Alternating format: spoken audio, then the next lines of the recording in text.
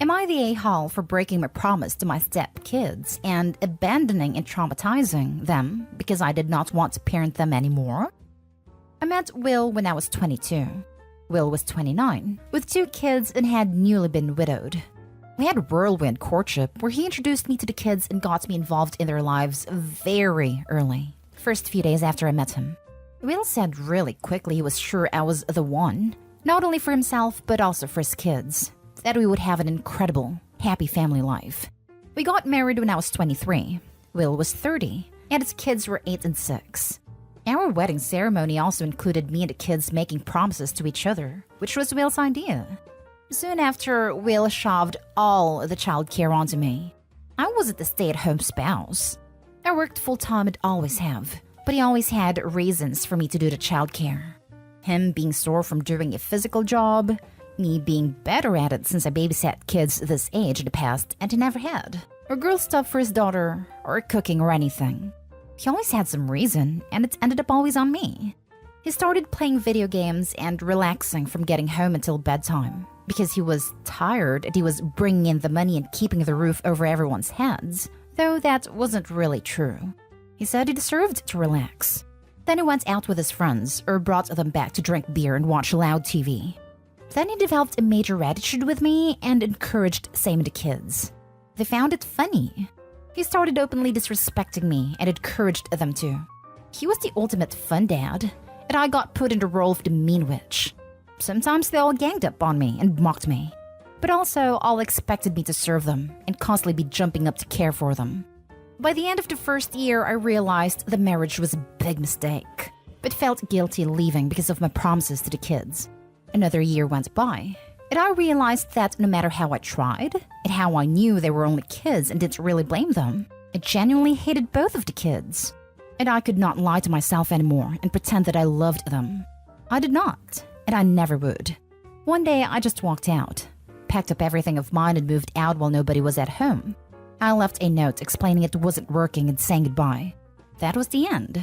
Cue a crap storm for my ex and a bitter divorce. But we both walked away with what we went into the marriage with, not much for either of us. I had never legally adopted the kids, so I had no rights nor responsibilities about them, and I never reached out to any of them again. Honestly, I was just overjoyed to be rid of all of them. 15 years have gone by, and that seems like a lifetime ago, or another person's life, but I'm still in my 30s. I was recently shocked to get a message from Tamara, Will's daughter, now 25. Tamara said I betrayed and traumatized her for life for abandoning them after my promises to them. She said I had a responsibility to never leave no matter what. I know she remembers the horrible way she treated me though. Now for the top comments. Not day hole. There is never a responsibility to never leave. That is ridiculous. Sure, a 10-year-old may reasonably think so, but a 25-year-old should know better. Agreed. I was bitter when my mother left and divorced my stepdad when I was 10. As an adult, I realized that he was a guy who refused to get a job and just sat around the house all day. But he would leave for work in the morning as I was getting ready for school to keep up appearances. The father probably brainwashed the kids with made-up stuff. Brainwashed or not, this woman is 25, not 15. She should have enough perspective to realize that the fault lies completely with the father. At some point, a person has to look inward and seek help for their trauma, not inflict it on others. To seek out a person you haven't seen 15 years just to send them a nasty email saying, oh, we should have stayed in a horrible relationship for 10 to 12 years, purely for this woman's benefit? That is extremely selfish and cruel. Not day-hole. Your husband didn't want a wife. He chose a younger woman and whisked her off her feet to be his live-in maid, nanny, and cook. He knew what he was doing when he asked you to make that promise to the kids, emotionally manipulating you into staying even though he treated you like crap. It's sad that the children lost their mother, but their father encouraging them to treat you like the evil stepmom was cruel to both you and them. Clearly, the behavior he showed continued after left. Eddie kept telling Tamara and her brother how awful you were. You got yourself out of there. Well done for being strong and wise enough to do so. Many people don't have the strength to do that. And you need to stay out of there, Opie. Not your circus, not your monkeys. You made a promise, but a promise is made with agreement/conditions usually from both parties. You didn't hold up your end because they were relentless with their bullying. Not today, Holobi. Messaged her back and explained it was a toxic marriage, that their dad set you up to be the family punching bag and nanny, that he wasn't looking for love or a partner, but a doormat, and he encouraged you kids to do the same. Tell her their hang-ups are their own, and then say that you are done with that chapter of your life, and will never again allow their father to drag your life down. Not today, Ho. Those kids have been fed lies and delusions about what the marriage was like. Next story is titled, Am I the a-hole for digging my heels in with my fiancé concerning surname? My fiancé, 27 female and I 30 male, are getting married next year. I've pretty much let her run the show when it comes to the wedding and reception. Her last name is from her biological father who left when she was 2. Her mother remarried, and she has said for years that she can't wait to get married to change it. For 6 years, I've heard about what a piece of garbage this guy is. I am the last male to carry my name, and there are only 4 people with a name. So it's always been important to me to pass it on to my children. She wants to get married in a Catholic church. I'm not Catholic, but it means a lot to her, so I'm in the process of converting. She wanted to be close to her mom and sister, so I left a job I loved, found a new job, and we moved 4 hours away from my family to be closer to them. Her sister is a recovering alcoholic, so we don't keep liquor in our apartment despite that I like to have a beer after work. I've made many changes to accommodate her. She's acknowledged it, and I always respond that all I care about is passing my name on, and she responds with a number of days until our wedding. Shortly after we arrived, Dad contacted her out of the blue. He heard from relatives she was getting married and decided it was the perfect time to reconnect. All of a sudden, I now hear what a wonderful guy Paul is, how hard he's trying, and how wonderful it is that he's back. Often, I get home from work and she's gone, only to arrive home past midnight after being out with Paul and her half-siblings. I hate that I don't see her as much, but I know how much it means to her to have a relationship with him. At the same time, after years of hearing her trash him, I'm not even allowed to think bad thoughts about him. She's planning on having him walk her down the aisle, which I don't think is appropriate, but it's her decision. This weekend was the bombshell. She told me that her father brought up the importance of their name, that she's decided to keep it. This stung very badly. I replied that it was her choice. I just wanted to pass my name down.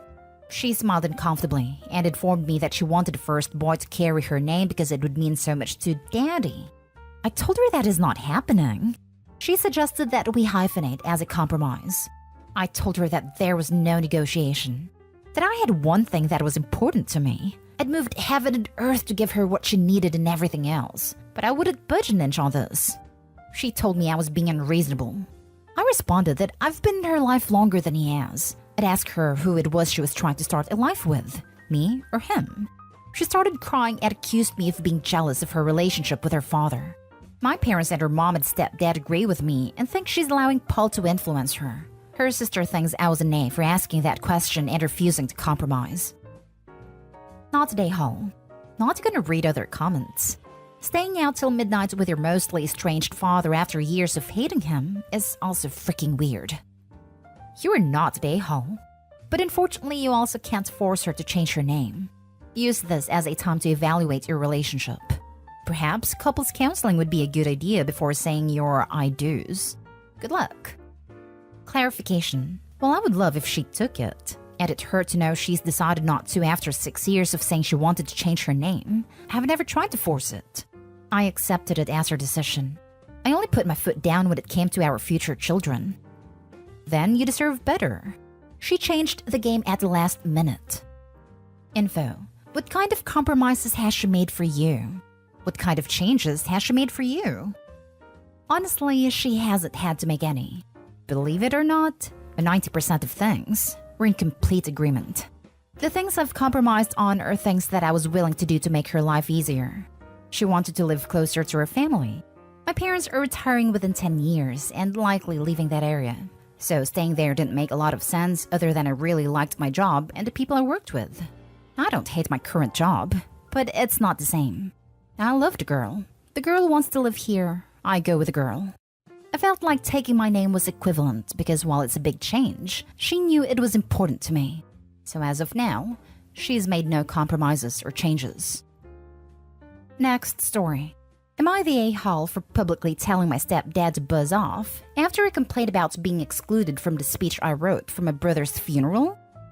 My stepdad is an attention-seeking person. Did I say attention-seeking? As the saying goes, he is the bride/groom at every wedding and a corpse at every funeral. Can't help himself and has no issue showing how much he craves for attention. I've never been on good terms with him. He sold my childhood home and threw away stuff Dad left for me and my brother, who is 19. He convinced Mom to revoke my college fund and use it to renovate their new house, resulting in me moving out at 17. I'm now 26. My brother was still living with them when he passed. He suffered from physical/mental conditions that my stepdad called fake. My brother was diagnosed with stomach illness that landed him at the hospital a few times. But my stepdad insisted he was faking it to get attention, and so it didn't help with money, so Mom ended up selling jewelry to help my brother. Then he passed away 2 months later. The funeral was last week. I was so devastated because I've always been close with my brother and had plans to do so much in the future. But going by Uncle's advice, I decided to write a speech, sort of like a goodbye letter to my brother as a closure for me, because I had so much to say but so little time. I gave it a speech at the funeral. These moments felt long and pretty heavy. I went back to sit and had people pat on my shoulder trying to comfort me. But my stepdad approached me and openly asked why I didn't mention him anywhere in my long, detailed speech. I was speechless and enraged by his offending question that I literally said, "I don't know, because you're not the one who's dead?"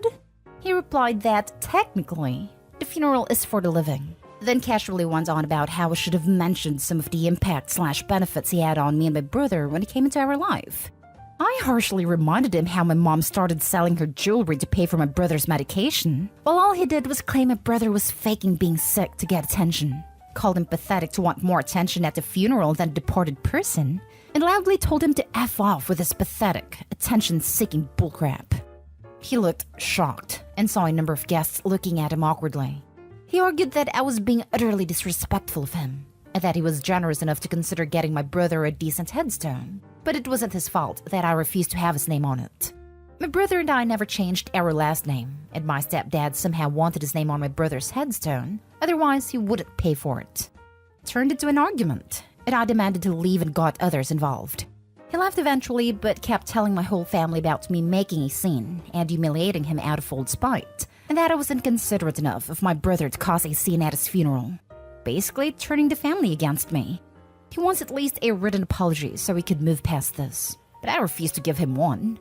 Mom wants me to do it as soon as possible. Now for the comments. Not the a-hole in any way, shape, or form. I'm so sorry for the loss of your brother. I have no problem cutting contact with both your stepfather and mother. Your mother allowed your college fund to be revoked? She might as well be dead to me if I was in Opie's position. Not the a-hole. Jesus. Why is your mom with someone who's so cruel to her children? And he wants a written apology? I vote for crapping on his front step and telling him that's all the apology he'll ever see from you. Now for the last story. Am I the a-hole for telling my friend that her getting treated like a doormat is her choice and that I won't do the same? My 27 female partner, Sam, 32 male, and I have been together for about 3 years. Our relationship has always been a little odd from the outside. Sam works 80+ hours a week as a lawyer at a large firm, while I work as a policy analyst for the government at a nice 37.5 hours a week in comparison. Before we dated, he told me that he wants to work up to being a partner and that would require long hours. I told him that I prioritize work-life balance, even if it means a lower salary. We agreed to date, knowing this about each other. My best friend, Vicky, 27 female, and her boyfriend started dating our first year of uni and have a rocky relationship. But the boyfriend cheated on her in our last year of uni and has since been caught cheating again twice. Vicky, against my advice, has chosen to stay with him. Sam recently got a promotion and, as part of the deal, was assigned an assistant. When I met her, I kind of got a vibe that she was crushing on Sam. She was really flirty and very attentive to Sam, which he pointed out to me first. He said that he'd still keep her on as assistant, but he would make sure nothing got out of hand. I wasn't concerned, because I've never had a reason to worry that he would cheat on me. One night, Vicky and I got dinner and later decided to go back to my place. Sam's office is in between the restaurants we were at in my apartment building, so I offered to go drop off some food for him. I asked Vicky if it was okay if we stopped, and she agreed. When we got to his floor, he was working in a glass-paneled room alone with his assistant. I didn't think much of it, dropped off the food and left. I also want to add that there were lots of other people in the office. As soon as we left, Vicky asked if that was the assistant that I thought had a crush on Sam. I said yes, that they often work late together. She got angry at me, saying that I was treating this like a joke, and that if I want to keep my man, I have to stake my claim, or something. I explained to her that I wasn't worried that he would cheat and that I trusted him. Vicky told me that she was certain that he was cheating and that I should force him to ask for a different assistant. I was getting kind of annoyed, but it got worse when she said, amongst other things, that Sam knows he can't cheat on me and I'd let him because he makes more money than me, so he doesn't need to respect me because he pays more. Sam's salary is around 3 times mine, although I have an okay salary myself, $85,000, and don't need him for money. We split bills percentage-wise, so I pay less than he does, but it's equitable and we agreed on it. I told Vicky that just because she's okay being treated like a doormat doesn't mean I am. And that if Sam cheated on me, I would leave him as respect is essential in a relationship.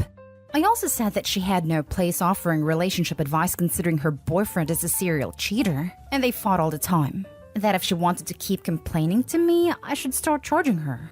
It was mean, and I feel really bad about it now. And she hasn't talked to me since. So, am I the a-hole?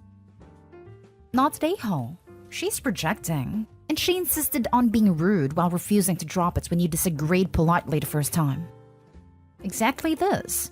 She can't trust her partner because he had cheated many times, and therefore doesn't understand that other people can have trusting relationships. Not the a-hole. Congratulations for being in a mature relationship where you aren't paranoid about your significant other banging everything in sight. That's a great place to be, and you weren't wrong to tell her to cut the analysis. She stepped way over the line. That being said, might not hurt to reach out and try to soften what you said. Unfortunately, sometimes the truth hurts, and you put it on her pretty good.